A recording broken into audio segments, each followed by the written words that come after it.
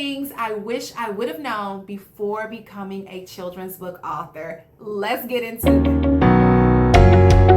If you're new here, my name is Brianna Churchill. I am the author of books like The Little Bird Who Wanted to Fly. I've also published other books as well. Wishes the Weather book, my first ABC transportation book, and I'm so excited to share with you guys all the things that I've learned and things that I'm learning now as I get ready to publish my next book, Cheetah Cheetah Slow Down, A Story of Winning and Losing. So let's get right into this actually the first two tips, which are some of the most important tips.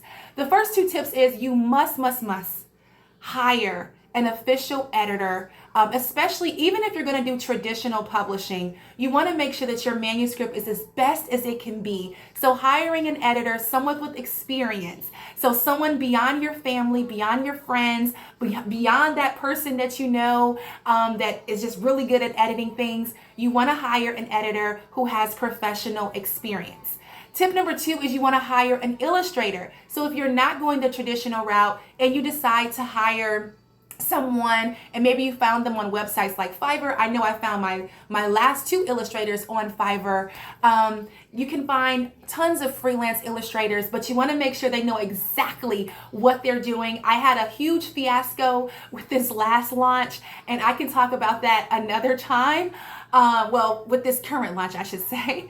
But you want to hire a professional illustrator. You want to do a test illustration before you commit to the full process. Have them do a test illustration of all your characters so you can get a general idea of their style and if they're going to be a good fit for you. And if you're self-publishing, one tip that I recommend that I did not do and I had to learn the hard way is even schedule a video call with the illustrator so you can tell them your full vision, and you can, if you guys live locally, sit down, have lunch together, because essentially the illustrator is just as important as the author because they're bringing your words to life.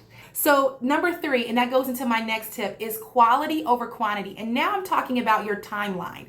So a lot of times we write our story and we want to just rush and get our book out there because we're so excited. I will tell you, my last book, like I just told you guys, is The Little Bird Who Wanted to Fly. That was published 2 years ago, and over 2 years ago. And I'm just now getting ready to publish my next book because number 1, I wanted to make sure that this next book is a concept that is needed. So when you are hiring your editor and you get your early readers, you want to get that really good feedback. Is my book needed? Is it going to reach the target audience that I am trying to reach? And then number 2 is you want to come out with something that you know you gave it your best and that the children and the parents and educators are going to cherish it, and it's going to be resourceful and beneficial for the children. And so sometimes that means that first manuscript, that may not be the story that needs to come out right now. Maybe there's another story. And so don't rush the process. Take your time, have a timeline, but don't rush the process. You want to put out a quality children's book. Number 4 is don't share too early. And what I mean by that is you don't want to cause confusion. One of the things that I made a mistake with doing this current launch is I was sharing a lot of stuff really early, and the characters ended up changing because I had to hire a new illustrator. And so when you're branding and you're marketing, it's important that you want to stay consistent with the characters that are actually going to be the characters, because those things stick in people's minds. And that was a mistake that I made. I said maybe I shared too early, but then I also want to say share early in the same breath, because marketing really begins with your book. The moment that you start writing, inviting people into the process, because then they feel like they have been a part of this journey. And then you have potential readers, parents and educators who are ready to buy your book because they're like, oh wow, I have seen this from day one. I'm ready to buy this. The message resonates with me. So I would say don't share too early, but also share early, if that makes sense. Don't share stuff that you know is maybe not finished yet, but share the things that you feel comfortable sharing. And I know that's probably like an oxymoron, but I had to learn the hard way with this current launch. But you know what? It's all part of the journey. All right, so the next tip I want to share is, I just touched on it, marketing starts early. So what are some marketing ideas you could do for your children's book? You want to share people, quotables from your manuscript. You can share illustration glimpses of the process. You can do character reveals. You can do book updates. You can share in your stories on social media, maybe something frustrating that happened or something exciting that's getting ready to happen.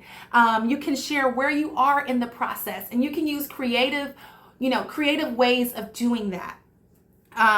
Another thing is, don't stop talking about your book. So, one of the things is my first two books, which is, these books, I didn't have a whole lot of experience when it came to writing books. And then the third book, I published it over 2 years ago, but guess what? There are still tons of people who has never even heard of any of these books. There are thousands, there are millions of people who have never even heard of your book. So don't stop talking about it. When people ask you, what are you doing, this week, or what do you do for a living? Don't be ashamed to say, I am a children's book author, and tell them about your book, because that could be your next reader, your next family, your next teacher that wants to add your book to their shelf. And that is something I've gotten many sales just from having conversations with people about my books, just them asking, what do you do? I'm a children's book author. Oh, wow. Are your books online? I'm literally giving them the link as I'm talking to them, or giving them my business card. So don't stop talking about your book, no matter how many times you talked about your book. All right. The next tip, which this is one that I also had to learn the hard way, is practice your elevator pitch.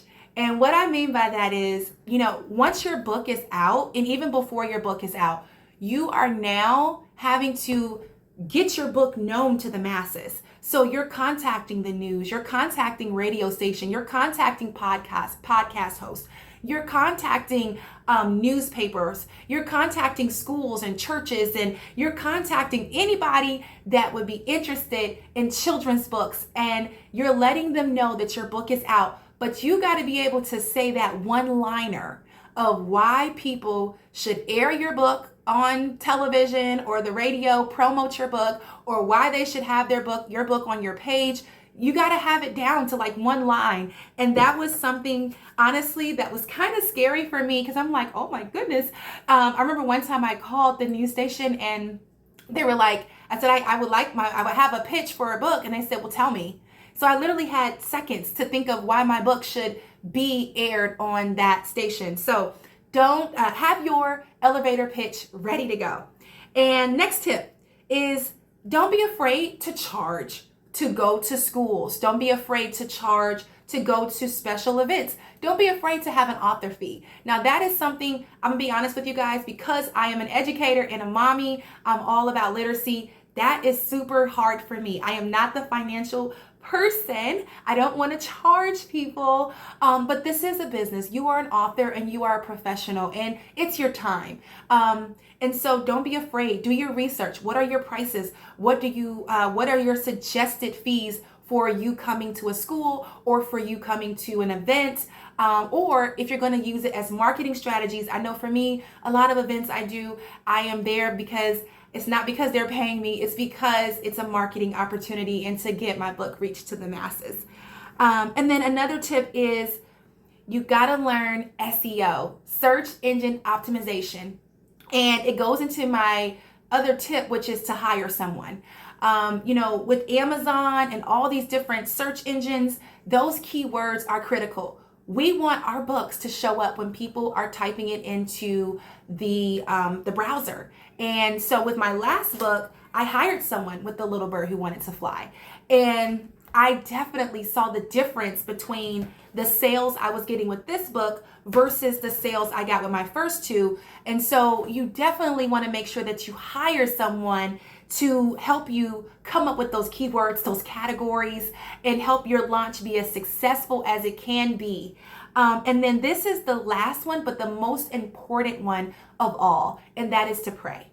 I believe in the power of prayer. I believe that God is the author and the creator of all things. He is the most creative one. He's more creative than ChatGPT. He is everything to me. And so prayer is at the beginning of the process, the middle, the end, and beyond, because ultimately my goal as not only a Christian, but a Christian who also includes scripture in my books, is to be led by him. And so you want to make sure that you pray. And so let me know right now in the comments below, were any of these tips helpful? I hope the audio wasn't too different. I broke my mic, but I hope this video was still helpful. I hope you guys stuck around. And if you enjoy getting content like this, I typically share tips and tools for parents and educators. Go ahead and hit that like and subscribe button. Join our newsletter. Join the club. Totally free to join. I send additional tips, book updates, and all of that for parents and educators. But I want to get to know you. Let me know in the comments who you are. Are you already an author? Are you an aspiring author? Are you traditionally published? Are you self-published? I want to hear about you. And if you want to check out my books, I will also leave links to those as well. And as I mentioned earlier, I have a new book coming out, Cheetah Cheetah Slow Down, a story of winning and losing. I'm so pumped about it. Y'all pray for me, and I'll be praying for you too. Let me know what your books are. I would love to know in the comments, or even your ideas. And I did have a little course that I need to update, but if you want to know more about specific strategies that I use, particularly with my last lunch, I will also leave the course that I created for authors who are looking to publish. I will leave that also in the description box below. But I hope this video was helpful, and I'll talk to you guys again another time. Bye.